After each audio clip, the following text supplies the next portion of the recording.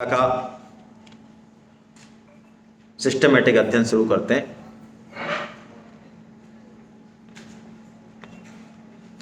गीता में 18 अध्याय हैं। हर अध्याय के पीछे योग है। योग के मायने क्या? जुड़ना। किससे? भगवान से जुड़ना। बस वही योग है जो भगवान से जोड़ दे। बस सिंपल सी कहानी है योग की। 2 और 2 4, ऐसा ही है कुछ। देखिए भगवत गीता की शुरुआत कहां से हो रही है, बड़ी जोरदार बात है। पहले ही अध्याय का जो नाम है बड़ा विलक्षण है। हर अध्याय का नाम विलक्षण है, लेकिन पहला अध्याय कुछ विशेष है। क्या नाम है? अर्जुन विषाद योग। अच्छा, हम भगवान को याद कब करते हैं? दुख में या सुख में? सुख में तो हमारे पास और बहुत सारे आइटम है याद करने को। भगवान तो हमने पीछे रखे हुए हैं। सुख में सुमिरन सब करें और दुख में करे न कोई, और जो दुख सुख में सुमिरन करे तो दुख काहे को। देखिए दुख जो जीवन में आता है ना, हमें लगता है हमारे कर्मों का फल है। हाँ ठीक है, ये एक पार्ट है उसका, ये सही है, लेकिन ये उसका उद्देश्य नहीं है। जैसे भगवान अवतार लेते हैं तो लोग कहते हैं राक्षसों का संहार करने के लिए लेते हैं और धर्म की संस्थापना के लिए। हाँ बिल्कुल सही है, लेते ही हैं, इसमें तो कोई दोहराए नहीं है। लेकिन ये गौण उद्देश्य है, मुख्य उद्देश्य कुछ और है भगवान का। ये बात जब पता चलती है जब विभीषण आते हैं। विभीषण आते हैं तो भगवान राय लेते हैं सबसे। अच्छा भाई सुग्रीव जी बताओ महाराज, तुम बताओ महाराज। अरे कि महाराज ये तो रावण का भाई है, सारा भेद ले जाएगा और राक्षस इतने बदमाश हैं, देखो हमारी माता सीता को घर ले गए, इनको भगाओ, पकड़ो, बंदी बनाओ इनको, है ना। तब भगवान अपने हृदय का वो गोपनीय भाव प्रकट करते हैं। जग महु सखा निशाचर जेते, लक्ष्मण हनहु निमिष महु तेते। वो कहते हैं इस रावण की बात करते हो? अरे रावण छोड़ो, इस त्रिलोकी में जितने भी बड़े से बड़े राक्षस हैं, मेरी तो जरूरत ही नहीं है भैया, मेरे तक कहां पहुंचते हो तुम। ये जो लक्ष्मण है ना, ये तैयार खड़े रहते हैं, भगवान कब आज्ञा दें, बड़ा रोकना पड़ता है इनको। हाँ एकदम से तैयार रहते हैं लक्ष्मण, महाराज आप बोलो तो मैं कर दूं कल्याण सबका। तो ये जो है हनहु निमिष महु तेते, ओहो निमिष, जैसे कि पलक झपकती है ना हमारी, इतने में ये समस्त राक्षसों का संहार कर सकते हैं। तो क्या लगता है भगवान जो है राक्षसों का संहार करने आए? नहीं, भगवान हमसे बात करने आते हैं, हमारे साथ खेलने आते हैं, हमारे साथ मौज मजा करने आते हैं, वो चीजें करने आते हैं। जब वो चले भी जाएं तो उनकी बातों को, उनकी लीलाओं को याद करके हम आनंदित होते रहें, अपने जीवन को ठीक दिशा दे सकें। लेकिन हम उनको भूल जाते हैं जिन्होंने सब कुछ दिया। श्रीमद् भागवतम में 3रे स्कंद में एक बड़ा प्यारा प्रकरण है, कभी पढ़ना आप, कथाओं में नहीं मिलेगा। ये कथाएं पता नहीं क्या है, क्योंकि हम उस भाव से शायद जाते नहीं वहां। जीव जो कि मां के गर्भ में है, अपार कष्ट पा रहा है, उसको 100 जन्म की स्मृति रहती है उस समय तक। कितने जन्म की? हाँ 100 जन्म जो मिले, सुअर गधा घोड़ा राजा मंत्री जो भी मिला, देवता कुछ भी बना हो 100 जन्म में, वो सब की स्मृति रहती है उसको। और वो कहता है अरे मनुष्य जन्म मिलके भी मैंने क्या क्या कर दिया। तो वो भगवान से कहता है देख प्रभु, लास्ट चांस प्लीज, अब की बार तू मनुष्य जन्म मेरे को दे, जरा बाहर निकाल, फिर देख मैं क्या करता हूं, फिर मैं वही करूंगा जो मुझे करना चाहिए। लेकिन जब हम बाहर आते हैं तो आए थे हरि भजन को और ओटन लगे कपास। तो भगवान तो चूंकि हमें कभी नहीं भूलते, तो ये दुख जो है ना, ये दुख भगवान की विशेष कृपा है। ये आप भगवत गीता में ही सुन सकते हैं ऐसी बात। बाकी कहीं नहीं सुनेंगे आप, किसी मोटिवेशनल स्पीकर के नहीं सुन सकते, कथाओं में भी नहीं सुन पाएंगे, हिम्मत नहीं है, भाग जाते हैं लोग। गीता बड़े जोर से कहती है कि वैसे तो भगवान की कृपा हमारे ऊपर अपार है, लेकिन प्लीज मोबाइल वगैरह बंद कर दें, लेकिन जब जीवन में दुख आता है तो वो भगवान की विशेष कृपा है। क्यों? तब भगवान मानो हमसे मिलने के लिए मानो बेचैन है, वो हमको खींचना चाहते हैं अपनी तरफ, और दुख में ही हम भगवान को याद करते हैं, उनके स्वरूप को, उनकी बातों को कुछ ग्रहण करते हैं। इसलिए पहला अध्याय अर्जुन विषाद योग, जीवन में दुख जो सिखाता है हमको, वो कभी सुख नहीं सिखा सकता। आप याद कीजिए, अपने लिए कीजिए, अपने माता पिता के लिए कीजिए, चाहे बुजुर्गों के लिए कीजिए, उनका जीवन देखिए। घोर विपत्तियों ने जिस तरह से उनको फौलादी बनाया होगा, जो सिखाया होगा, रण क्षेत्र के लिए तैयार किया होगा, वो आज के बच्चे जो सुख में ही पलते हैं वो कभी भी तैयार नहीं कर सकते। बड़े से बड़ा MBA स्कूल भी वो नहीं सिखा सकता हमें जो हमें जीवन की प्रतिकूल परिस्थिति सिखाती है। और गीता यही सिखाती है, जीवन में दो ही स्थितियां होती हैं, या तो सुख होगा या दुख होगा।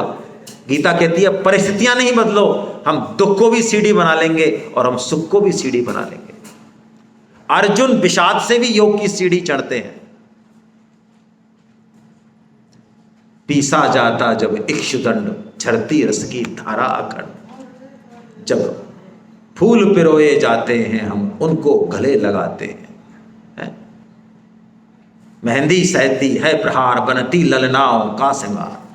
जीवन में दुख हमें महापुरुषता जो प्रकट होती है वो तभी प्रकट होती है, इसलिए दुख से घबराए नहीं। अर्जुन विषाद योग में है तो गीता रूपी अमृत निकलेगा उस मंथन से। गीता विषाद को यानी दुख को भगवान से मिलने का रास्ता बनाती है, ये मंत्र देती है। ये दुख आता क्यों है जीवन में, इसका कारण, और यहीं से गीता शुरू होती है। धृतराष्ट्र उवाच। आइए हम श्लोक का वाचन अवश्य करें, संस्कृत चाहे जाने चाहे ना जाने, कोशिश करें पढ़ने की, है ना। पढ़ते हैं, आप साथ साथ पढ़ेंगे हम लोग, है ना। धर्म क्षेत्रे कुरुक्षेत्रे समवेतायुयुत्सवः मामका पांडवाश्चैव किम कुर्वत संजय। 2-3 बातें देखने की हैं इस श्लोक में, बड़ा प्यारा श्लोक है। धर्म क्षेत्रे कुरुक्षेत्रे, गीता का उद्घोष बिल्कुल स्पष्ट है। ये कुरुक्षेत्र जो है ये जीवन युद्ध है, और गीता युद्ध की टेक्निक बताती है, और ऐसी टेक्निक जो ऐसे ही लड़ना नहीं सिखाती, इसको धर्म क्षेत्र बनाएगी, भगवान श्री कृष्ण से मिलाने वाला बनाएगी। यानी हम सबका जीवन कुरुक्षेत्र है, चाहे हम किसी भी क्षेत्र में हो, आयु वर्ग के हों, किसी भी सेक्टर्स में हो, कोई समस्या नहीं है, गीता सबके लिए काम करती है। लेकिन देखिए गीता में पहला श्लोक बोला धृतराष्ट्र ने।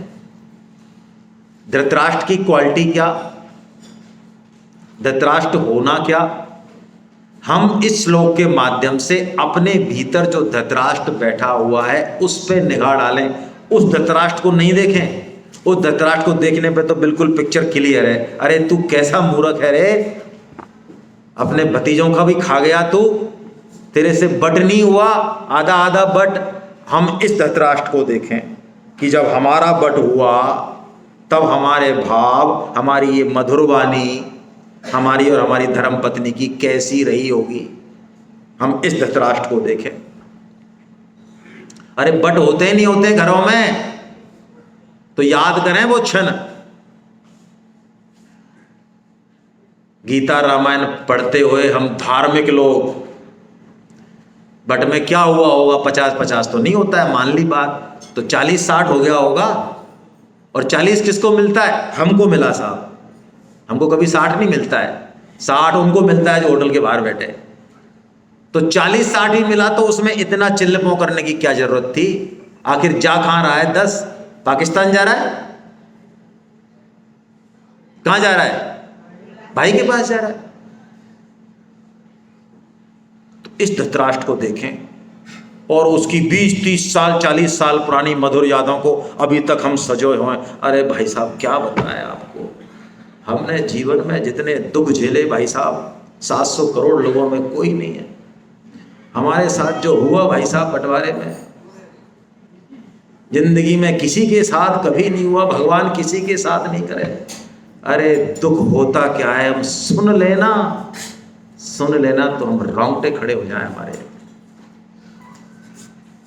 दुख होता क्या है, उन देश भक्तों ने, राष्ट्र भक्तों ने जो दुख झेले हैं, अपने सामने कुर्बान कर दिया अपने परिवारजनों को, उफ नहीं की। दुख होते क्या है हमें कुछ पता नहीं है। लेकिन ये धृतराष्ट्र क्या करता है, माम का, मेरा मेरा मेरा, ये दुखों की जड़ है। अयम निजः परो वेत्ति गणना तु लघु चेतसाम उदार चरिता नाम तु वसुधैव कुटुंबकम। अरे हम पूरी पृथ्वी को अपना कुटुंब मानने की बात करते हैं, हम संयुक्त परिवारों से जुड़े हुए लोग हैं, हमने देखी हैं वो चीजें, तो ऐसा क्या क्षुद्रपना अब आ गया। जरा उदार बनिए चित्त को, और उदार वही बन सकता है जिसमें देने का भाव हो। न्याय नहीं, नियम नहीं, नियम छोड़िए, देने का भाव हो बस। जैसे युधिष्ठिर कहते हैं, सब लोग उनसे लड़ते हैं चाहे भाई, लेकिन वो कहते हैं अभी भी द्रौपदी चीरहरण हो गया, युद्ध के क्षेत्र पे आ गए, इतनी मुश्किलें झेल ली, अभी भी यदि दुर्योधन मेरे सामने खड़ा हो जाए और कह दे भैया आप तो वैसे ही जंगलों में रह आए 14 साल, आपको तो खूब प्रैक्टिस हो गई होगी, अब आप दोबारा चले जाओ, मेरे को ये राज्य दे दो, यदि वो मेरे से बड़े भाई के रूप में मांग ले, मैं तत्क्षण ये राज्य दे दूंगा।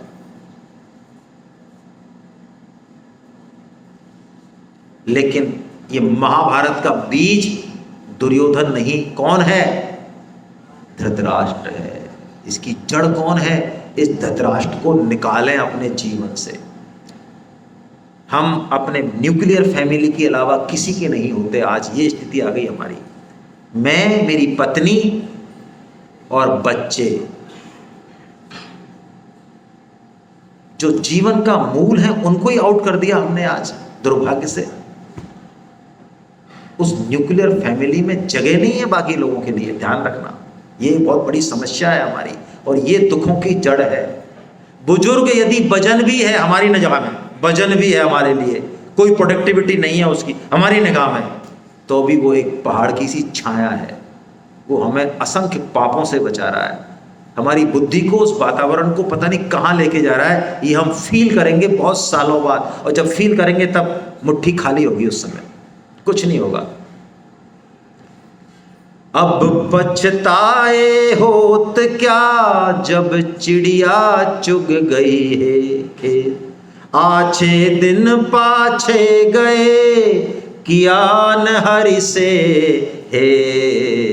अब पछताए होत क्या जब चिड़िया चुग गई खेत। एक समय मिलता है हमें सेवा करने का भी, ये बहुत बड़ा ऋण है, बहुत बड़ा मौका है कि हम चुका लें, हमेशा नहीं होगा। मनुष्य जन्म भी एक समय है, जो करने आए वो कर लें। आहार निद्रा भय मैथुन में तो हमने पूरी जीवन बर्बाद किया ही है। एक समय है, क्लिक कर दिया तो हो गया, उसके बाद खत्म। हम लाख मरना चाहें, करना चाहें, मौका नहीं मिलेगा, ये पक्की बात है। ये धृतराष्ट्र महाभारत की जड़ है। पांडव उसे मोर देन फादर मानते हैं, लेकिन वो पांडवों को अपना, हम भी परिवार के बट वृक्ष के अधिकांश लोगों को अपना नहीं मानते, सेकंड हैंड ट्रीटमेंट करते हैं। निकालें इस तत्व को जीवन से, निकालें, जीवन बहुत उल्लसित बनेगा, कंगाल नहीं बनेगा, बहुत कुछ बनेगा जीवन। आज बहुत से पुराने लोग हैं, मैं पुराने बुजुर्गों से पूछता हूँ, मेरे लिए बंदनी है, पहले संसाधन कम थे 70 साल पहले या ज्यादा थे? बहुत कम थे, बहुत कम थे। वो लोग कैसे पैसे को खर्च करते थे, आज के बच्चे सुने तो कहते हैं महान कंजूस थे दादाजी आप। अरे कंजूस नहीं थे, नालायक। लेकिन उन संसाधनों के बीच में भी मैं आपसे पूछता हूं, रस और समरसता पहले ज्यादा थी या अब ज्यादा है? तो आप जरा विचार करें इस पे, इस तत्व पे। कोई था, रस ऐसे ही नहीं पैदा होता, वस्तुओं से रस पैदा होता, तो हमसे बड़ा रसी कौन है अभी इस समय? दो लोगों के लिए हमने जो ठाट बाट खड़े कर रखे हैं, लेकिन जीवन से कुछ गायब है। क्यों? समझें इस तत्व को। कोई होगा उस समय 70 साल पहले, कोई मूर्ख राज होगा, कोई दादा होगा, कोई दादी होगी, कोई मां होगी जो जलती होगी रात और दिन, कम संसाधनों के बीच में भी चलता होगा कोई, कि कैसे मेरे कुछ त्याग से ये 40 लोग सुख महसूस करें, इनका अच्छे से भरण पोषण हो जाए, ये ठीक से पढ़ ले, ये बिटिया ऐसा कर ले, ये सीख ले, ऐसा कुछ होगा। वो कर्म योग नहीं जानती होगी, वो ज्ञान योग नहीं जानता होगा, वो भक्ति योग नहीं जानता होगा, लेकिन उस त्याग से वो रस पैदा होता है। हम उस त्याग को भूल के और खाऊं खाऊं कर रहे हैं, और हम कहते हैं जीवन में रस नहीं है। रस क्या भाटा आएगा हमारे जीवन में? ये धृतराष्ट्र, और धृतराष्ट्र का ही फल है दुर्योधन। हम धृतराष्ट्र हैं तो हिम्मत नहीं है हमारी इस निष्कर्ष को चेंज करने की, चाहे हम कितने बड़े इंटेलिजेंट हों और कितनी अच्छी परवरिश दे रहे हों। धृतराष्ट्र का फल दुर्योधन होगा, और जिसको कोई नहीं समझा सकता उसको वक्त समझाता है। दुर्योधन सब कुछ होते हुए भी क्या बोलता है? सारी सेना होते हुए भी, अपर्याप्तम तदस्माकम बलम भीष्माभिरक्षितम पर्याप्तम तुद में देशाम बलम भीमाभिरक्षितम। सब कुछ होते हुए भी अशांति है, अनिश्चितता है, भय है जीवन में। ये हमारे जीवन की कहानियां हैं आज। बहुत दुख होता है मुझे, मैं ऐसे नहीं कह रहा हूं, हर महीने इस तरह की कोई घटनाएं सुनते हैं कहीं ना कहीं से। थोड़ा सा एक मेंटल टेंशन आया जीवन में, थोड़ा सा माँ बाप ने, दोस्तों ने, क्लास में किसी ने कुछ कह दिया और आपको ट्रेन की पटरी दिख रही है और इनके पीछे पीछे हम घूम रहे हैं इनको सहलाते हुए। ये परवरिश है हमारी। हम 50 लाख के पैकेज पे पति पत्नियों के बीच में जिस तरह से तलाक हो रहे हैं, जिस तरह से अलगाव हो रहे हैं, मुझे कई बार जाना पड़ता है तो मैं देखता हूं, मुझे क्या बोलूं मैं, मेरी भाषा खराब हो जाएगी। एक गिलास को क्यों नहीं रखा उठा के, उसने ऐसा क्यों नहीं किया, इस बात पे वो 50 लाख और 40 लाख वाले पैकेज, वो सो कॉल्ड इंडिया की टॉप ब्रेन IIT बॉम्बे, वो झगड़ रहे हैं। ये पाया हमने जीवन में, इसके लिए आए हम यहां। कहां जाना कहां है, ऐसा कौन सा तारा तोड़ना है आकाश का, मुझे नहीं पता। बड़ी बड़ी डिग्रियां लेके और बड़े बड़े कोर्सेज करके करना क्या है, बेस भूल रहे हैं हम। लेकिन ये सारी जिंदगी की निराशा, ये सारा अवसाद, ये सारा सब कुछ बदल जाएगा यदि हम एक भगवान श्री कृष्ण से जुड़ें। मैं कह रहा हूं आपके घर में कोई IIT की तैयारी भी कर रहा हो, उसको भी गीता पढ़ाइए। ऐसा मत मानिए अरे तू आधा घंटे गीता में खराब कर रहा है तेरी रैंक गिर जाएगी। नहीं गिरेगी भाई, सुधरेगी, मान लो आप। देखिए, भगवान श्री कृष्ण के शंख का नाम है पांचजन्य, और भगवान श्री कृष्ण पांडवों की सेना में किस पद पे हैं? सारथी हैं। लेकिन सबसे पहला शंख कौन बजाते हैं? भगवान श्री कृष्ण बजाते हैं। ये पांडव हैं। भगवान चाहे जिस रूप में हो वो जानते हैं, इसलिए फर्स्ट प्रायोरिटी उनकी, पहला काम उनका। जिस घर में आज भी वो जिसको हम अनप्रोडक्टिविटी बोलते हैं, उनको सबसे पहले मान सम्मान, खाना, उचित आदर मिलता है, वो घर कभी पीछे नहीं रह सकता। भगवान श्री कृष्ण सबसे पहले शंखनाद करते हैं। किसी की हिम्मत नहीं है पांडवों में, एक से एक रथी और महारथी हैं। जिस दिन जीवन में हमने भगवान श्री कृष्ण को नंबर 1 पे बैठा लिया, अभी भी बैठा रखा है, लेकिन नंबर जरा पीछे दे रखा है, 20, 21, 51, देखो भाई साहब गीता प्रचार कैसे कर पाए, हमारे घर में काम चल रहा है रिनोवेशन का। आप तो जानते ही हैं बड़ी परेशानी रहती है, रात और दिन बावड़े हो रहे हैं। नहीं करना है गीता प्रचार, शादी है भाई साहब घर में हमारे में, आपको पता नहीं है? हाँ हमें तो पता ही नहीं है, जिंदगी में पहली बार आपके घर में शादी हो रही है, हमने तो शादी देखी ही नहीं। कोई छोटा सा कारण मिला, अच्छा क्लास में क्यों नहीं आए? बारिश हो रही थी आपने देखा नहीं क्या? और प्रेमिका से मिलने जाना हो तो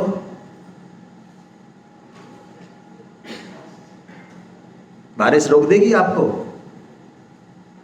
उसने 10 बजे का टाइम दिया हो जवाहर सागर का, तो 9:30 बजे से बैठ जाएंगे हमारे लट्टू की तरह।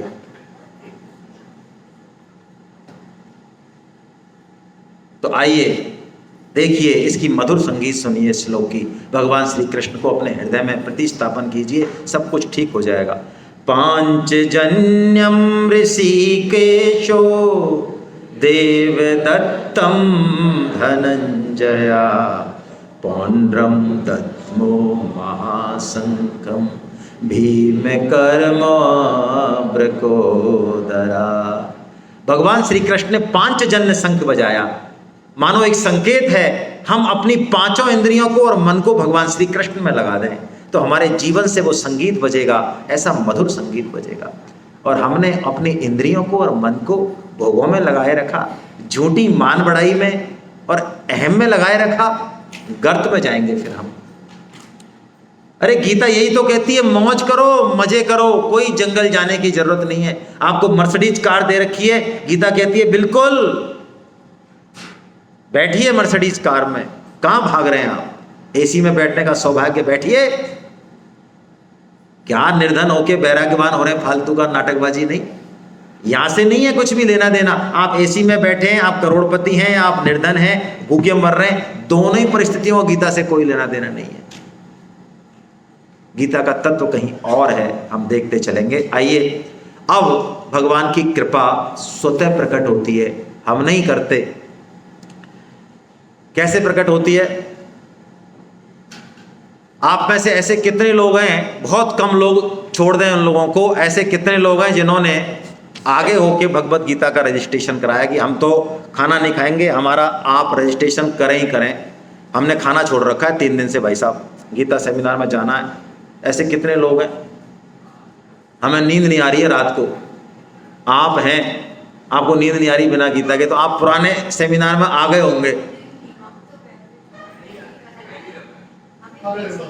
लेकिन आपको प्रणाम है फिर तो। यदि आप ऐसा कह रहे हैं और ऐसा ही है तो आपको प्रणाम है भैया। मेरे को ऐसे कोई भारत में कोई 1-2 ही मिलते हैं भैया, है ना, वरना हम सबको यहाँ खींच खांच के लाया गया है। गीता भी अर्जुन ने प्रकट नहीं करी है, भगवान ने अपनी कृपा से प्रकट करी है। आपको क्या लगता है अर्जुन का रथ की, अर्जुन के धनुष की जब टंकार गूंजती थी ना, तो बड़े बड़े रथी महारथी भाग छूटते थे वहां से।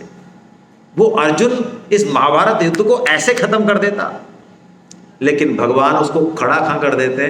अर्जुन गरज रहा है बुरी तरह से, कौन है जो युद्ध लड़ने आए मेरे से, जरा मैं देखूं तो सही। हे श्री कृष्ण, जरा खड़ा करो मेरे युद्ध को, जरा दिग्दर्शन तो कराओ, क्योंकि अभी अभी विराट के युद्ध में इन सबको मैंने हराया है, सबको अकेले अर्जुन ने, चाहे भीष्म हो, चाहे द्रोण हो, चाहे कर्ण हो, चाहे दुर्योधन हो, चाहे अश्वत्थामा हो, सबको हराया है। तो भगवान कहते हैं ले देख मैं दिखाता हूं तेरे को। क्या घटता है भगवान की कृपा में, उनके एक शब्द में वो जीवन में हमें किस चीज से क्या सिखाने वाले हैं ये हम कभी महसूस नहीं करते। भगवान सिर्फ बोलते नहीं है, यहाँ पे डायरेक्ट नहीं बोले, इनडायरेक्ट बोले। भीष्म और द्रोण के सामने खड़ा कर देते हैं और क्या बोलते हैं? उवाच पार्थ पश्येतान समवेतान कुरुणिति। बस ये 5 शब्द है ना, अर्जुन के भीतर जो उथल पुथल पैदा करेंगे, उससे भगवत गीता प्रकट हो जाएगी। वो कहते हैं कुरुणिति, ये देख तेरे सारे परिवार के लोग तो खड़े, इनको देख ले, और विशेष रूप से देखना हो तो भीष्म और द्रोण को देख ले। जो अर्जुन शेर की तरह गरज रहा था वो बिल्ली की तरह मिमियाने लग गया। वो कहता है महाराज इनसे तो मैं युद्ध नहीं करूंगा। क्यों? अरे आप समझते नहीं हैं। अब अर्जुन की भाषा देखिए, आपको दिखता नहीं है? भीष्म कौन है? भीष्म अरे मेरे दादा परदादा हैं, बचपन से इनकी गोदी में खिला हूं मैं, और अभी जो मैं हूं अर्जुन, अर्जुन को अर्जुन बनाया किसने? वो मेरे गुरुदेव द्रोण, इनके सामने मैं हथियार चलाऊंगा। और ये लोग मेरे भाई बंधु, अरे इनको सब कुर्बान है, काई का राज्य कुछ नहीं है। ऐसा अर्जुन जो है महान त्यागी और तपस्वी बन जाते हैं, और अर्जुन सीवियर डिप्रेशन में चले जाते हैं। ये सीवियर डिप्रेशन के 8 लक्षण हैं, आप अपनी किताब से ठीक से पढ़िएगा। और अर्जुन अब कुतर्क चालू करते हैं, जैसा कि प्राय हम जीवन में करते हैं। किसी भी अच्छी बात को, किसी अच्छे व्यक्तित्व को, किसी अच्छे पर्सनालिटी को यदि वो हमारे घर में विराजमान है, हमें कि समाज में दिख रही है, तो प्राय हम उसकी बात नहीं मानते और कुतर्क करते हैं। किसके आधार पे? मन और बुद्धि के आधार पे। और हमें लगता है हम जो कह रहे हैं वही सही है। अर्जुन यहां बहुत सारे तर्क देंगे कि मैं युद्ध क्यों ना करूं, इस फालतू की हिंसा से क्या होगा, इनको मारने से क्या होगा, भोग ही तो मिलेंगे, मैं भोग नहीं चाहता, मैं तो बड़ा त्यागी हूं। तो भगवान श्री कृष्ण आए थे तेरे को बुलाने युद्ध के लिए, कि तू गया था? पहले तो ये बता। अरे श्री कृष्ण आए थे क्या युद्ध के बुलाने के लिए, या अर्जुन गया था? भगवान श्री कृष्ण तो 5 बार गए हाथ जोड़ने, शांति दूत बन के, कि युद्ध नहीं हो, युद्ध नहीं हो। हम यही करते हैं, लेकिन भगवान श्री कृष्ण जब कोशिश करते हैं तो फिर कोशिश करते हैं युद्ध नहीं हो तो युद्ध नहीं हो। लेकिन अब युद्ध हो गया, अब भगवान श्री कृष्ण जाने वाले नहीं है।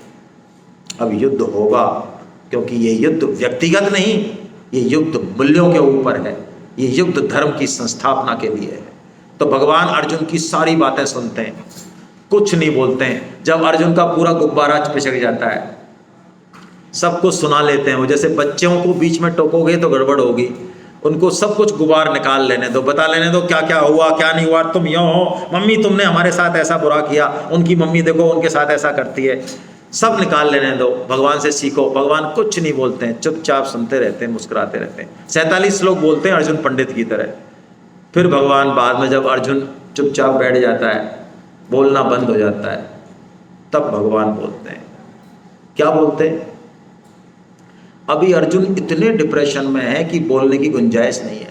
अर्जुन समझने की पोजीशन में ही नहीं है कि भगवान क्या कहना चाह रहे हैं। इसलिए भगवान पहले एक देते झन्नाटेदार थप्पड़ देते हैं जोरदार। ये आजकल ट्रीटमेंट बंद हो गया है आधुनिक माता पिताओं द्वारा। इसको क्या ओल्ड फैशन्ड माना जाता है। इसके अपने फायदे होते थे पहले, जिन्होंने खाया है वो जानते हैं।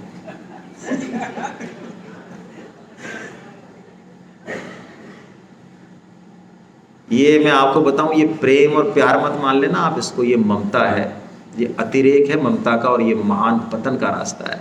आपको ये बातें पचेंगी तो नहीं, खैर, क्योंकि ममता अंधी होती है।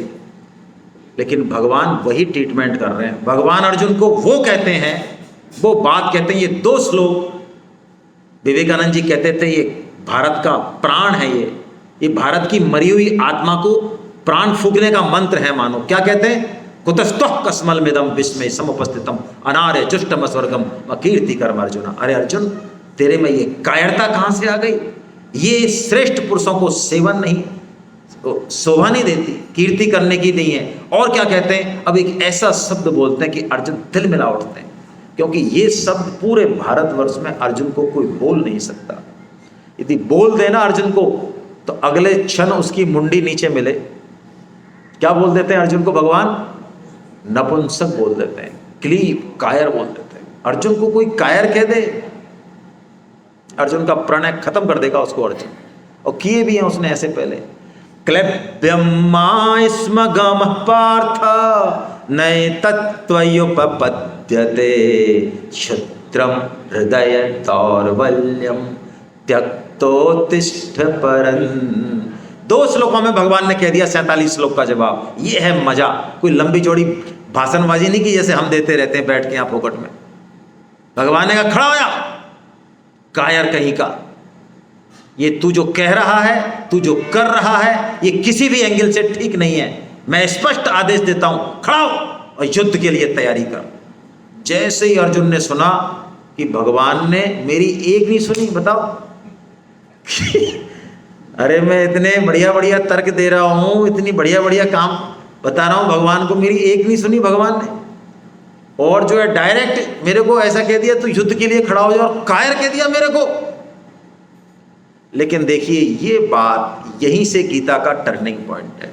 यहां से अर्जुन बनते हैं।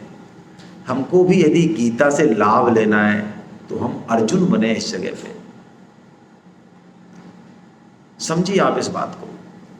इतना तर्क कुतर्क करते हुए भी अर्जुन को भगवान फटकारते हैं, तो अर्जुन की निगाह भगवान पे ही जाती है।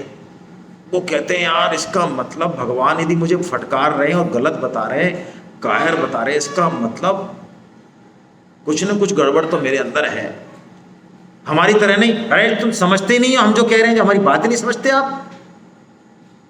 हम प्राय अपने अहम के आगे किसी को नहीं गांठते, ना शास्त्र को गांठते, ना माता पिता को गांठते, ना सदगुरु, किसी को नहीं गांठते। इसीलिए ये सब कुछ होते हुए भी हमारा पतन हो जाता है। लेकिन अर्जुन मताग्रही तो हैं, इसमें कोई डाउट नहीं है, हम भी बहुत बड़े मताग्रही हैं सब। लेकिन अर्जुन मताग्रही होने के बाद भी वरीयता भगवान को दे देते हैं। और ये जो श्लोक है ये अर्जुन को अर्जुन बनाता है। इसमें 4 बातें हैं, आप इन 4 बातों को ग्रहण कीजिए।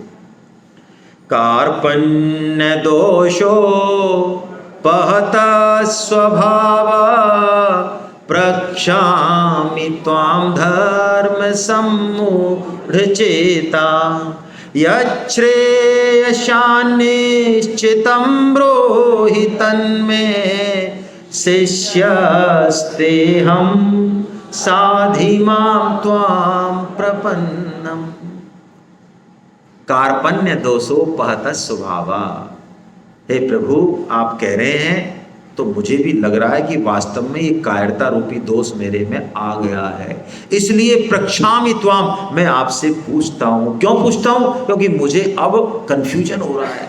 धर्म क्या है, अधर्म क्या है, डूज क्या है, डोंट्स क्या है, मैं नहीं जान पा रहा हूं। पहली चीज लाइफ में गुरु से, शास्त्र से फायदा उठाने की एक्सेप्टेंस, कि हां हम मूर्ख हैं।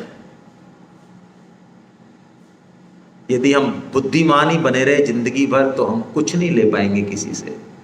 अर्जुन अपने आप को एक्सेप्टेंस देता है कि हाँ आप ठीक कह रहे हैं, आप। अब दूसरी बात, यक्षेयस्यान निश्चितम, हे प्रभु मैं राज्य नहीं चाहता, मैं कल्याण चाहता हूं अपना। इसलिए भगवान गीता में कल्याण ही कल्याण की बात करेंगे, क्योंकि अर्जुन की डिमांड ये है। हम गुरु के पास जाके भी दुकान कैसे चले ये पूछते हैं, तो वो सदगुरु भी होंगे तो पत्थर है, वो सदगुरु नहीं है, वो पत्थर है, पत्थर बाटा हमारे लिए। क्योंकि उनसे हम क्या चाह रहे हैं, भाई साहब हमारी टांग में दर्द हो रहा है, हमारे बीपी है, गुरुदेव एक दवाई दे दो, आप मंत्र पढ़ दो, हम ठीक हो जाएं। शरीर, दुकान, यही चाहते हैं गुरुदेव से भी। अर्जुन श्री कृष्ण से चाहते हैं अपना कल्याण और कह रहे हैं मैं आपका शिष्य। हम कहते हैं गुरु नहीं है। हमारे घर में जो बुजुर्ग हैं, हाँ अच्छे होते हैं बुजुर्ग, लेकिन हमारे बुजुर्गों को ज़्यादा आइडिया है नहीं, पढ़े लिखे नहीं है, उन्होंने देखा नहीं पुराना कुछ भी। सिस्टम उल्टा है। जिस दिन शिष्यत्व होगा जीवन में, उस दिन गुरुत्व घट जाएगा। आसमान से टपके चाहे घटेगा, आप लिख के रख लो, आप फोन कर देना कि आपकी बात झूठी है। जिस दिन शिष्यत्व होगा लाइफ में, गुरुत्व आएगा किसी न किसी रूप में, किसी परिस्थिति में। संभव ही नहीं है ना आए। आज भी संत महात्मा सदगुरु हमेशा वायुमंडल में है। ये तीसरी बात और अंतिम बात, मैं आपकी शरण में।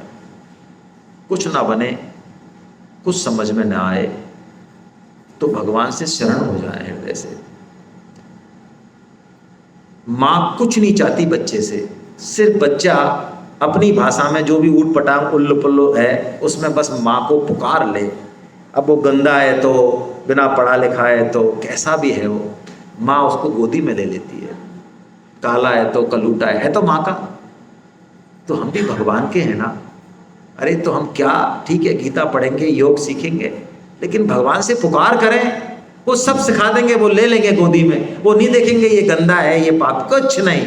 लगाएं पुकार एक बार पूरे मन से, बिना किसी संकोच के और झिझक के, हे नाथ, हे मेरे नाथ, मैं केवल आपका हूं।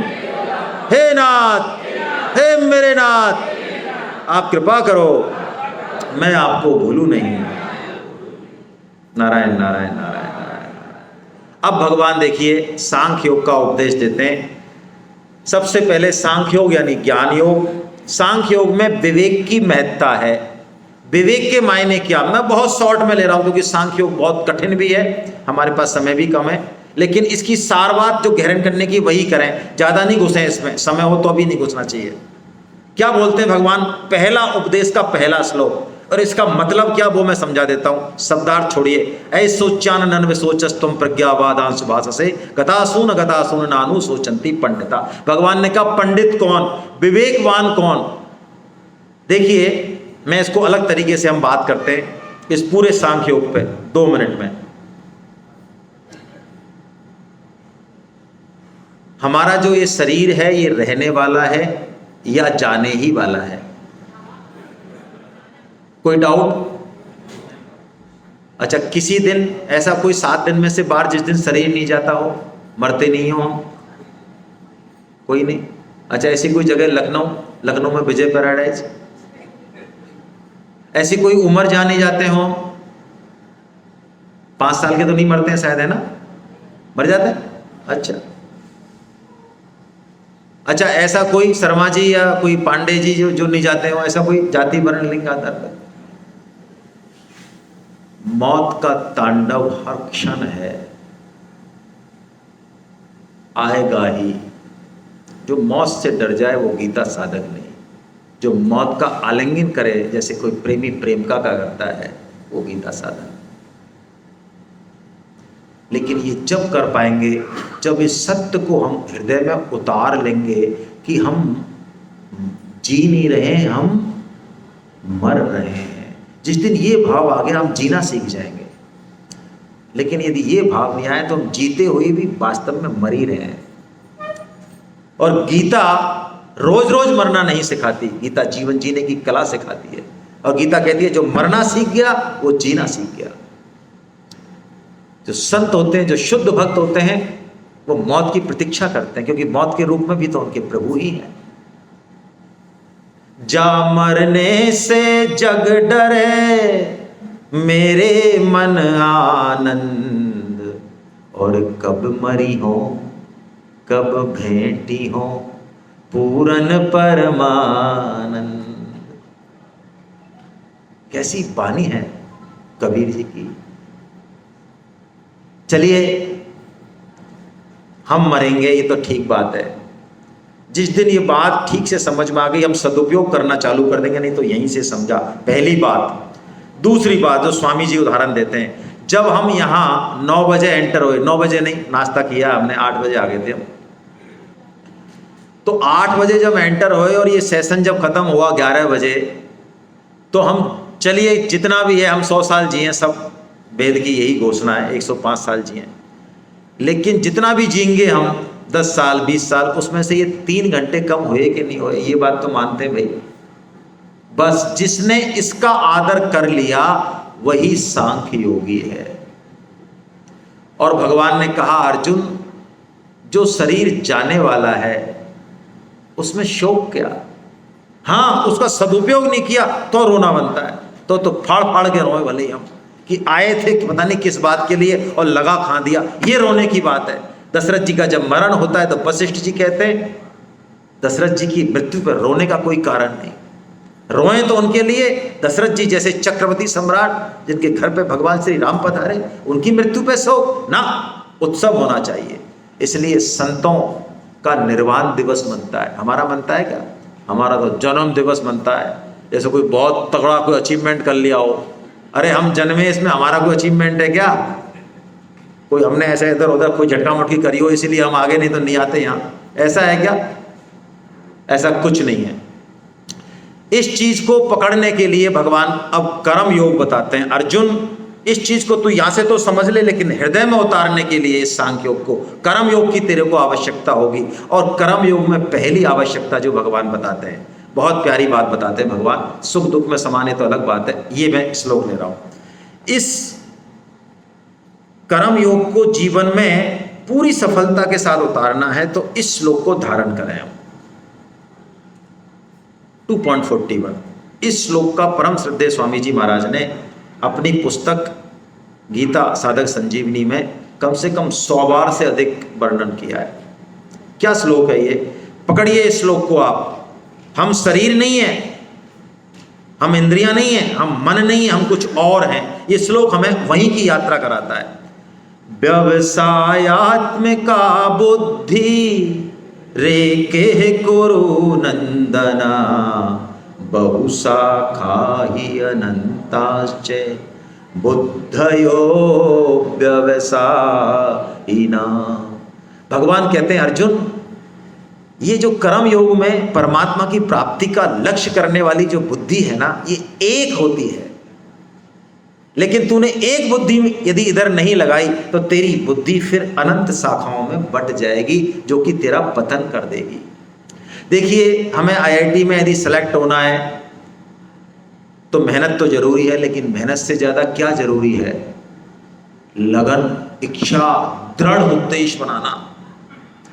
जीवन में किसी भी भौतिक सिद्धि के पीछे हमारा एक उद्देश्य, दुकानदार यदि उसका लक्ष्य है कि मुझे अधिक से अधिक पैसा कमाना है, तो उसको फिर टिफिन को शायद खाना खाने का भी, क्योंकि उस समय ग्राहक आए, अरे पत्नी कहती है अरे टिफिन तुम ऐसे ही ले आए, अरे तू बावली समझती नहीं है, टिफिन विफिन कहाँ जा रहा है, कहीं जा रहा है क्या? ग्राहक थे, आज 1 लाख रुपए की इनकम की है टिफिन के टाइम, तो मैंने टिफिन तो आता रहेगा। ग्राहक आते हैं क्या डेली?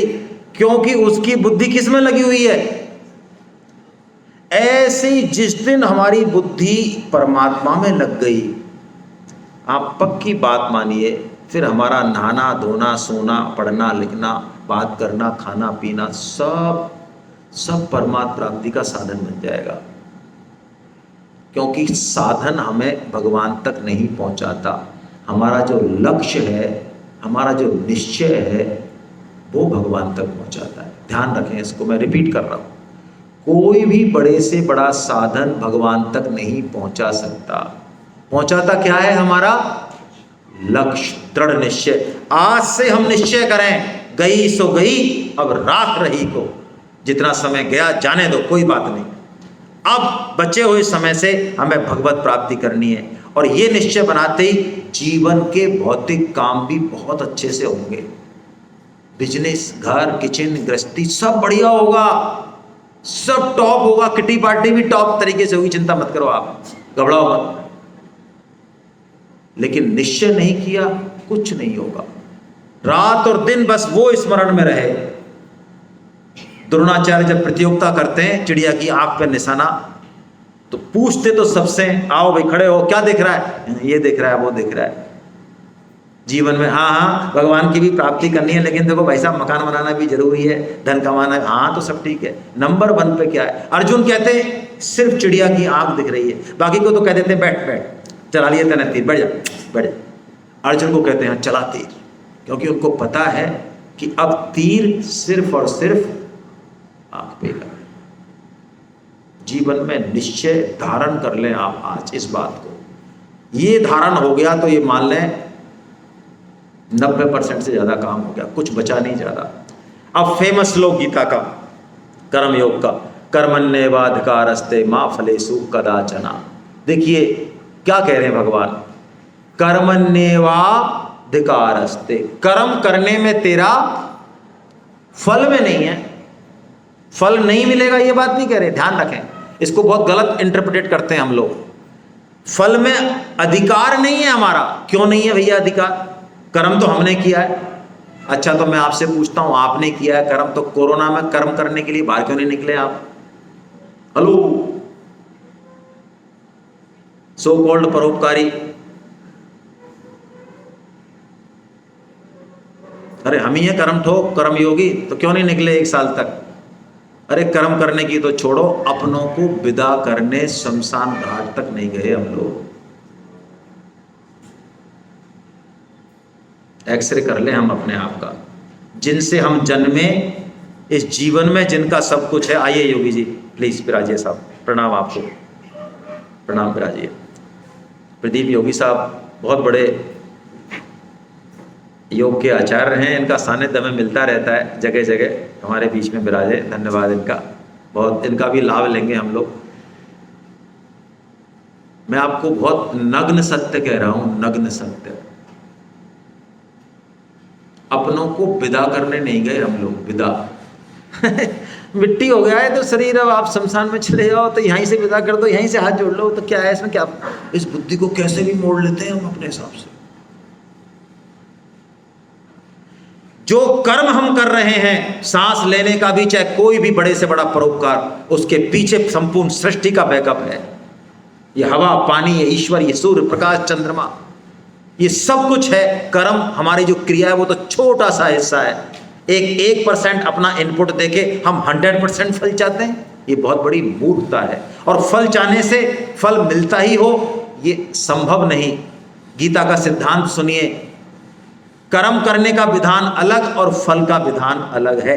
यदि हमने फल पे दृष्टि नहीं रखी, भगवान की बात मान ली, तो कर्म का वो फल मिलेगा हमको, वो उत्कृष्ट फल मिलेगा जो सोचा भी नहीं होगा हमने। लेकिन यदि हमने कर्म पे भौतिक दृष्टि टिकाए रखी, तो वो कर्म अच्छे से अच्छा होता हुए भी, समाधि और परोपकार होते हुए भी हमारा पतन करा देगा। मैं रिपीट कर रहा हूं आपको अपनी बात। यदि फल पे दृष्टि रही, सकाम भाव से कर्म हुआ, बड़े से बड़ा परोपकार, समाधि तक का भी कर्म हमारा पतन करा देगा। भगवान स्पष्ट घोषणा कर रहे हैं, कर्म में तेरा अधिकार है, फल में इसलिए तू फल में नहीं। तो कहीं ये मत सोच लेना यार फल में अधिकार नहीं है तो मैं कर्म करूं ही क्यों। नहीं, हमको कर्म लगातार करना है, लेकिन कर्म करें तो कैसे करें, केवट की तरह करें। केवट को समझ में आ गया कि कर्म का वास्तविक फल क्या है। भगवान श्री राम जब उनको उतराई देते हैं, होता तो कुछ नहीं है, माता सीता की तरफ देखते हैं, है ना, तो अपनी मुद्री उतार देती हैं। पियसी है कि जानन हारी, मुदित मन मुदित मुद्री उतारी। बड़ी प्रसन्नता से अपनी चीजें भगवान को देती हैं। ये है पत्नी जो मुदित होके चीजें दे दे, चिल्लाते खींचते शोर शराबा करते हुए नहीं। तो भगवान जब देते हैं तो केवट लेता नहीं है, इतनी प्रार्थना करते हैं भगवान। फिर भगवान को केवट सुनाई देता है कि प्रभु क्यों मेरे को चक्कर में घुमा रहे हो आप, है ना, इतने वर्षों तक, इतने जन्मों तक आपने जो है मेरे को घुमाए रखा, जीव को घुमाए रखा इस फल के चक्कर में। अब मुझे समझ में आया है कि फल को छोड़ने पर ही वास्तविक फल मिलता है। अब कछु नाथ न चाहिए मोरे, दीन दयाल अनुग्रह तोरे। हे प्रभु, मुझे अब आपके प्रेम के अलावा कुछ नहीं चाहिए। क्यों, बिना मांगे ही मुझे इतना मिल गया। नाथ आज मैं कहा न पावा, मिटे दोष दुख दारिद्र दावा। जन्म जन्मांतरों के भवबंधन आपने काट दिए, बिना कहे बिना मांगे। क्या मुझे दिख नहीं रहा है, आप मुझे एक छोटे से फल में उलझाना चाह रहे हैं। हम भी काम छोटा करें चाहे बड़ा करें, लेकिन ध्यान रखें चाहे ना कुछ। ये जो हम बच्चों का पालन पोषण करके और डायरी में लिखते जाते हैं ना, और कौन सी डायरी में जो ना जलती है ना फटती है ना भीगती है। हाँ, ऐसी डायरी है हमारे पास एक, 40 साल बाद भी निकालो तो ऐसे निकल के आ जाती है पन्ना। अरे बेटा, तेरे चक्कर में हमने क्या क्या किया देख, तू सुन ना, कोई जरूरत नहीं। वो अपना पालन करे, ध्यान रखे, हमारा रखे तो रखे और नहीं रखे तो नहीं रखे। वो है ध्यान रखने वाले। क्या गिड़गिड़ाना, क्या अपनी बातें कहना, कुछ नहीं। हमारी ड्यूटी थी, हमने की, क्या एहसान किया। कोई रिकॉर्ड नहीं रखना चाहिए किसी भी काम के प्रति। भगवान ऐसे कह के कर्म योग की महिमा गाते हैं और कहते हैं, अर्जुन जो कर्म योग का आचरण करता है, कर्म योग क्या है, हर कर्म से, झाड़ू लगाने के से, छोटे छोटे कर्म से उस योग की प्राप्ति हो जाए, ये कर्म। भगवान कहते हैं जब कर्म योग से मेरी प्राप्ति हो जाती है, स्थिर बुद्धि हो जाती है, तो उसके लक्षण कैसे हैं, वो कैसे उठता है, कैसे बैठता है, कैसे चलता है। अर्जुन ये पूछते हैं भगवान यदि मैं कर्मयोग का आचरण करूं और सिद्धि को प्राप्त हो जाऊं, या लो कोई भी हो जाए, तो उसके लक्षण कैसे हैं। तो भगवान बताते हैं अर्जुन, एक तो वो निष्काम हो जाता है, कुछ नहीं चाहता, खुद ही तुष्ट है वो। यदि आप एक ये क्वालिटी डेवलप कर लें, कम से कम बुजुर्ग लोग में, बुरा मत मानना, नई पीढ़ी कोई दोष देना ठीक नहीं है, एक पक्षीय नहीं, मामला द्विपक्षीय है। ये बहू और सास ये सब द्विपक्षीय मामला, एक पक्षीय नहीं है। यदि बुजुर्ग अपने आप में मस्त होना सीख जाए ना, भगवान श्री कृष्ण के नाम में, आनंद में, खुद के आत्मानंद में, मैं कह रहा हूं सारा घर आपके पीछे पीछे घूमे।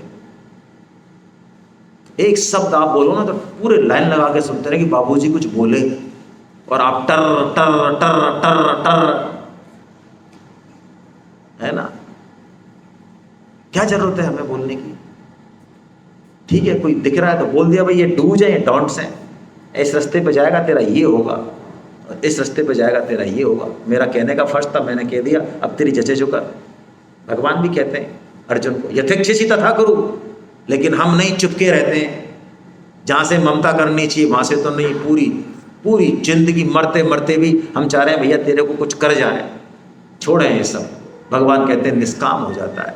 और अर्जुन कैसा होता है वो, ऐसा नहीं है कि वो कोई जंगल में चला जाता है, रबड़ी बन रही है घर में, खीर बन रही है, चीफ गेस्ट बन रहा है, माला पहन रहा है, हाँ तो क्या फर्क पड़ रहा है। जो कुछ मान बढ़ाई मिल रही है, भोग मिल रहे हैं, वो लेता है, लेकिन अंदर से निर्लिप्त रहता है, बिल्कुल निर्लिप्त रहता है। हाँ, भगवान ये कहते हैं लेकिन रस बुद्धि नहीं रहनी चाहिए उसमें। रस बुद्धि का मतलब, मैं बाहर से तो कहूँ मेरा नाम लिया, हमारे चीफ गेस्ट हैं, नहीं हम क्या है भाई साहब, हम तो कुछ नहीं है, धूल है हम तो, हमें क्यों माला पहना रहे हो, इनको पहनाओ योगी जी को, हम क्या है। और किसी दिन हमको नहीं बुलाया किसी फंक्शन में, योगी जी को बैठा दिया चीफ गेस्ट, तो हमारी प्रोपर्टी तन जाए। अच्छा हम गए थे, हमारा नाम तक नहीं लिया तुमने। जब ले रहे हैं, जब तो हम शो कर रहे हैं कि हमें जरूरत नहीं है, लेकिन अंदर से क्या चाह रहे हैं। हाँ, भगवान कह रहे हैं ये रस बुद्धि महान पतन करने वाली है। क्योंकि यदि विषयों का चिंतन होगा, देखिए गीता की बात देखिए आप कितनी विलक्षण है। विषयों का भोग हो वो बेटर है, लेकिन विषयों का भोग ना हो, चिंतन हो, वो महान पतनकारी है। क्यों? चिंतन से, विषयों के चिंतन से भगवान कहते हैं सर्वनाश हो जाता है। ध्यायतो विषयान पुरुषै संगस्तेषु, विषयों से आसक्ति, आसक्ति से संग, संग से काम, काम से क्रोध, क्रोध से बुद्धि नष्ट, सर्वनाश हो जाता है। इसलिए ध्यान रखें, विषयों का चिंतन ना करें। किसका संग करें फिर? विषयों का चिंतन तब छूटेगा जब हम अच्छे लोगों का संग करें, गीता का प्रचार करें, गीता को पढ़ें, रामायण को पढ़ें, कुछ व्रत लें, व्रत डेली व्रत लें कि 5 श्लोक पढ़ने, 10 दोहे पढ़ने, 10 चौपाई पढ़नी है। ये बाबूजी बहुत अच्छे हैं, इनके पास 1 घंटे बैठना है। काम क्रोध का विचार आए तो माता जी के पास बैठना है, दादी जी के पास बैठना है, और नहीं तो चिल्लाना है, भगवान से प्रार्थना करनी है, हे नाथ तू बचा, ये छोड़ नहीं रहे मेरे को विचार, ये दुष्ट विचार मेरे को छोड़ नहीं रहे, बस काम हो जाएगा। भगवान कहते हैं अर्जुन यही काम करने का है। जो इस काम में लगा हुआ है वो मुनि है, वो रात को भी जागता है। रात को जागने का मतलब वो भोग संग्रह में नहीं लगा हुआ, वो भगवान के भजन में, भगवान की आज्ञा पालन में लगा हुआ है। और जो सिर्फ भोग संग्रह में लगा हुआ है, भगवान कहते हैं वो तो सो क्या रहे हैं, वो जगते हुए भी सो ही रहे हैं, वो जीते हुए भी मर ही रहे हैं वो तो। और मर क्या रहे हैं, वो तो मर ही गए, वो तो सभी ही हैं। लास्ट ये बस एक दिन आना है जब हैप्पी बर्थडे होनी है लास्ट के दिन, बाकी तो मर ही गए वो तो। क्योंकि जो काम करना था वो किया नहीं, जिसके लिए भेजा वो भेजा नहीं, कुछ नहीं है। कोई याद नहीं रखने वाला हमको, कोई भी, हमारे स्वजन भी। मैं रिपीट कर रहा हूं आपको, आप कितने ही बढ़िया से बढ़िया काम कर लें, स्वजन भी हमको याद नहीं रखने वाले। दुनिया तो क्या याद रखेगी। आपको याद है क्या आपने दादाजी के पिताजी? हेलो, मुश्किल से 5% लोगों को याद होंगे। कौन थे वो? कोई थे हमारे? अरे कुछ लगते थे, याद कौन है? जिनसे हमारा काम नहीं चले बिना, जिनको याद करे बिना। सुर नर मुनि सबके यह रीति, और स्वार्थ लाग करें सब प्रीति। भगवान ऐसा कह के इस अध्याय को खत्म कहते हैं, अर्जुन तू निर्ममो निरहंकारा, तू निष्काम हो जा, बिना किसी कामना के हो जा, भगवान को ही साक्षी मान के सारे कर्म कर। तू करता नहीं है, ऐसा तू यदि हो गया ना अंदर से, तो तू शांति को प्राप्त हो जाएगा। एक अविचल शांति में रहता है भक्त। रात और दिन आपको लगेगा दुकान में लगा हुआ है, घोर कर्म में लगा हुआ है, दौड़ रहा है, भाग रहा है, लेकिन अंदर से उसके जो हृदय में घट रहा है वो आप और हम नहीं समझ सकते।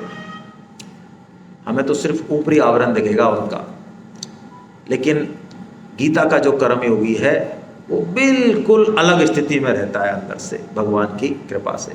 हरे कृष्णा हरे कृष्णा। आपके मन में कोई शंका समाधान हो तो हम कर लेते हैं, नहीं तो उसके बाद आपका टी ब्रेक होगा, है ना। किसी के मन में कोई प्रश्न हो तो पूछें, अवश्य पूछें, है हमारे पास 5-7 मिनट का समय, पूछ लेना चाहिए। ऐसा नहीं शर्माना चाहिए कि अरे कैसे पूछें, या इन्होंने ये बात कही हमारे तो जची नहीं बिल्कुल। हाँ यस सर, इनको दें कुछ माइक वाइक दे दें, या तो आप पीछे हाथ उठा रहे हैं क्या, या आपने वैसे ही है? हाँ हाथ उठा रहे हैं सर।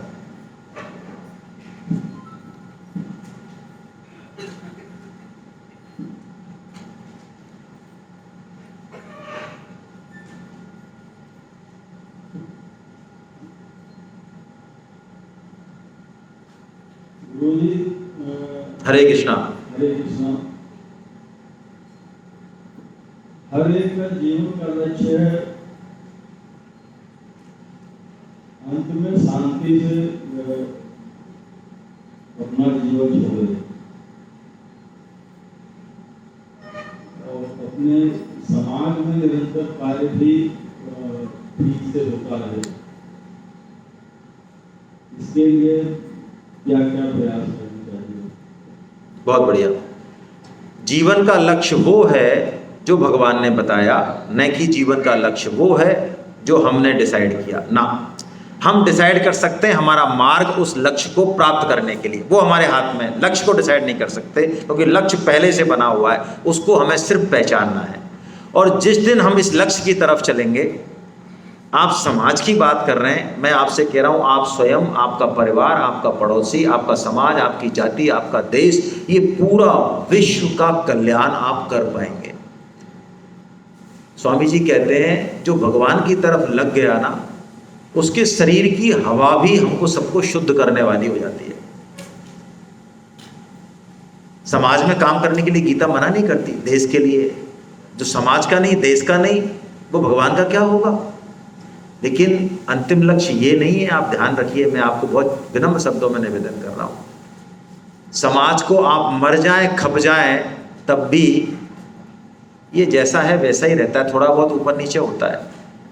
हमारा उद्देश्य समाज को ठीक करना नहीं है। यदि आप समझते हैं तो ठीक है, ये भी एक आपका एक नैरेटिव हो सकता है। गीता का नैरेटिव नहीं है।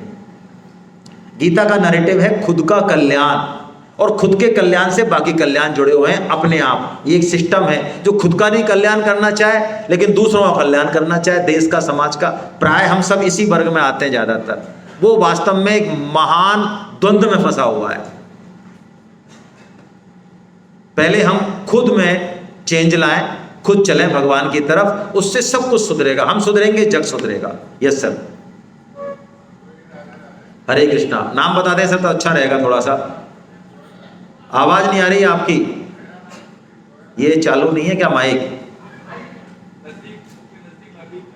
भैया आवाज बढ़ा दो जरा, इनकी चालू नहीं है तो आवाज बढ़ा दो ना।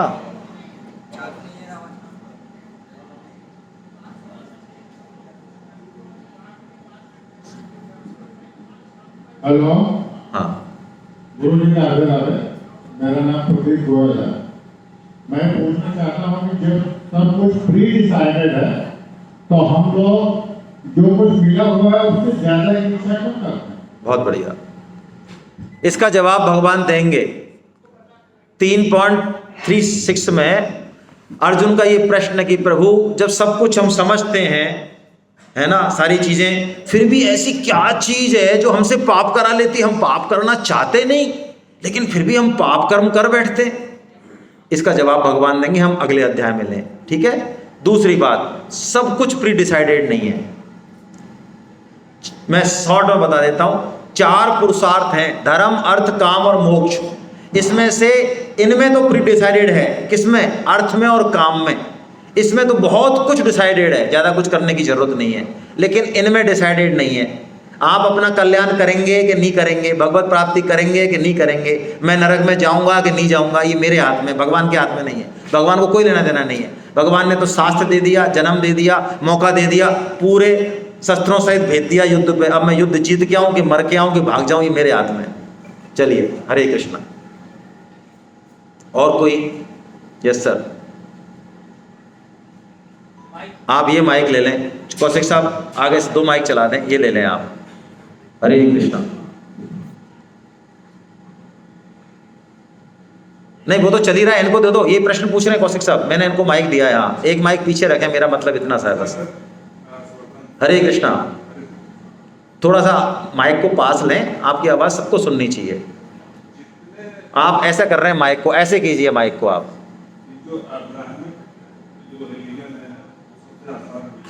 जी, उसमें सिर्फ आपको मानना है, जो भी दिया गया मानना। हमारे सनातन में ये है कि हमें जानना, ठीक है। तो वहाँ एक चीज पैदा होती है, तर्क और आस्था में जंग हो जाए, हमें किसे मानना चाहिए? बहुत बढ़िया है। देखिए, तर्क की अपनी उपयोगिता है, लेकिन तर्क कभी भी वहाँ नहीं पहुँच सकता जहाँ आस्था पहुँचाती है। आपने अपनी माँ को तर्क से माना? हेलो, नहीं माना। अच्छा, मोदी जी से व्यक्तिगत मिले हैं आप? प्रधानमंत्री मान रखा है? मान रखा है। अच्छा, अमेरिका में गए हैं आप कभी? अमेरिका है तो गए नहीं, तो कैसे मानते हैं? हमारे जीवन में बहुत कुछ पोर्शन श्रद्धा और विश्वास पे टिका हुआ है। तर्क का सदुपयोग तो होना चाहिए, होने भी चाहिए, हो सकता है, लेकिन तर्क वहां नहीं ले जा सकता जहां श्रद्धा ले जाती है। क्योंकि यदि ऐसा होता तो शास्त्र में सबसे सर्वोच्च चीज वही होती जो मन और बुद्धि से सोची जा सकती है, लेकिन शास्त्र मन बुद्धि की बात नहीं करते हैं, मन बुद्धि से बहुत परे की बात करते हैं। इसलिए पहले हम उसमें श्रद्धा कर लें, फिर मान लें। श्रद्धा करने से यदि आपको फायदा नहीं होता है तो क्यों मानते हैं? जिस डॉक्टर की प्रेस्क्रिप्शन से आपको फायदा नहीं होता, आप क्यों जाएंगे उसके पास? आज गीता को पूरा विश्व मान रहा है, आप भी माने और आपको फायदा हो तो आगे बढ़े, नहीं तो हटाओ उसको। क्या कर लिया गीता ने? क्या बिगाड़ लिया आपका? क्या नुकसान करा दिया? वो बता दो आप। तर्क का सदुपयोग करें। अंधश्रद्धा और श्रद्धा में फर्क है, लेकिन भगवान तर्क का विषय नहीं है। अच्छा, आप हैं या नहीं है? हो, सिद्ध करो।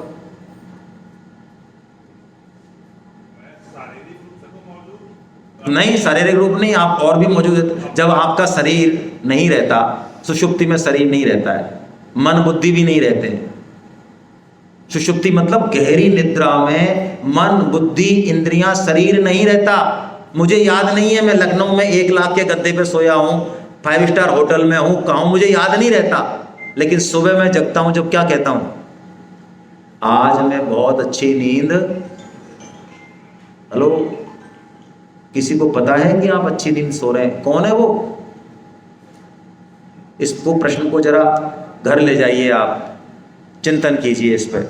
मैं जो आपको विनम्र शब्दों में निवेदन कर रहा हूँ, चाय पीते हुए, खाना खाते समय इस प्रश्न को पटाक्षेप मत कीजिए, इस प्रश्न को घर ले जाइए कि ये है कौन जो जाग रहा था जब मैं सो रहा था, जब जिसने मुझे इन्फॉर्मेशन दी कि मैं ठीक नींद सोया या अच्छी नींद नहीं सोया, है कौन ये? बस इसको घर ले जाइए, इस प्रश्न को। इसका उत्तर मैं जानबूझ के नहीं दूंगा। चलिए,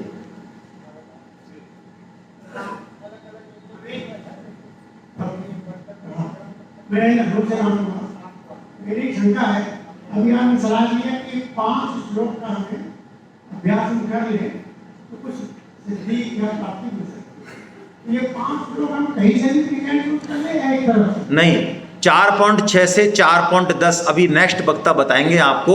ये 5 श्लोक दिव्य श्लोक हैं, इनका डेली पठन करने से हमारा पतन नहीं होगा। अगले जन्म में यदि हमारे कर्मों के अनुसार हम कोई नीची योनि में जाने वाले हैं, गधा घोड़ा सुअर बनने वाले हैं, वो नहीं बनेंगे, दोबारा विजय पैराडाइज में आ जाएंगे, ये गारंटी दे रहे हैं। तो क्या दिक्कत है? 5 श्लोक डेली बोल रहे हैं, 4.6 से 4.10 पढ़ेंगे, अगली बार नया वक्ता बोलेंगे। आप कुछ कहना चाह रहे हैं, जल्दी से कीजिए। हरे कृष्ण। श्रेष्ठतम वक्ता और अर्जुन श्रेष्ठतम श्रोता, तो उनके समझ में आ गया और उन्होंने कहा कि नष्टो मोह स्मृति लब्धा करिष्ये वचनं तव। लेकिन उनकी समझ उतना ही ज्ञान 10 दिन बाद जब अर्जुन की हत्या हुई तो वो तिरोहित हो गया, वो कहने लगे कि मैं अग्नि संभाली हूँगा।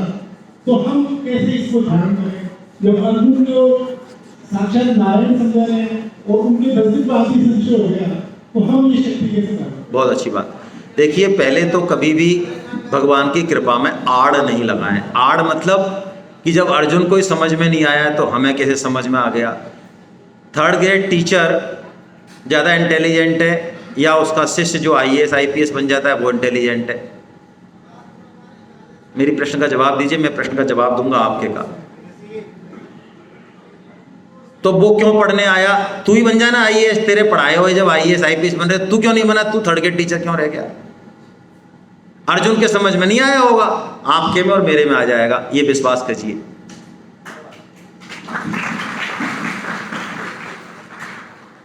आएगा। भगवान श्री कृष्ण ने गीता में वही बातें कही हैं जो हम समझ सकते हैं, जो हम कर सकते हैं। वो हमारे परम पिता हैं। जैसे हम अपने बच्चे को कभी भी गोवर्धन पर्वत उठाने के लिए नहीं कहते। असवाल साहब, आपने कहा कितने बच्चे हैं आपके? एक। आपने कभी ऑर्डर दिया उनको, बेटा आज ऐसा कर रहा है, तू गोवर्धन पर्वत उठा के ले आया फटाफट, उसके बाद ऑफिस जाऊंगा मैं? कहा आपने? क्यों नहीं कहा? उत्तर दीजिए। मतलब आपके बच्चे के लिए संभव, ये आप जानते हो, आप लौकिक पिता हो, आप ये जानते हो कि आपके बच्चा क्या कर सकता है और क्या नहीं कर सकता है। वो परम पिता है, वो जानते हैं या नहीं जानते कि हम क्या कर सकते हैं। वो हमसे गीता में वो बातें कहेंगे जो हम नहीं कर सकते। एक सेकंड, अब वो बातें कहेंगे जो हम नहीं कर सकते या वो बातें कहेंगे जो कर सकते हैं? देखो, आप थोड़ा सा आग्रह छोड़ो। भगवान अर्जुन के माध्यम से हम सबका कल्याण करना चाहते हैं और अर्जुन और भगवान को गीता की जरूरत नहीं है, वो लीला कर रहे हैं। इसका हर लीला का अर्जुन को जो बाद में जो स्थिति हुई 10 दिन बाद, उसका एक अलग पर्पज है। उसको आप ऐसे जोड़िए मत कि अर्जुन को गीता समझ में नहीं आई। अर्जुन को तो गीता समझ में आई हुई थी ही, हमको नहीं आई। हमको घर गाड़ी और घोड़ा और संपत्ति और माँ एक तरफ हो तो हम माँ के पास नहीं जाते। चले जाते हैं क्या बंटवारे में? कोई हो तो बताए। मैंने तो बंटवारा झेला है। तो अर्जुन तो चले गए ना गीता सुने पहले ही। अरे गीता सुने पहले चले गए कि नहीं चले गए? तो गीता तो पढ़े हुए हैं अर्जुन तो पहले से। अर्जुन को जरूरत है क्या गीता की? जरूरत हमको है। अरे हमको जरूरत है, हमारे समझ में आएगी, आप चिंता ना करें, बिल्कुल संकोच त्याग दें आप, है ना। बहुत अच्छा प्रश्न है आपका। यस सर, गुप्ता साहब, लास्ट प्रश्न।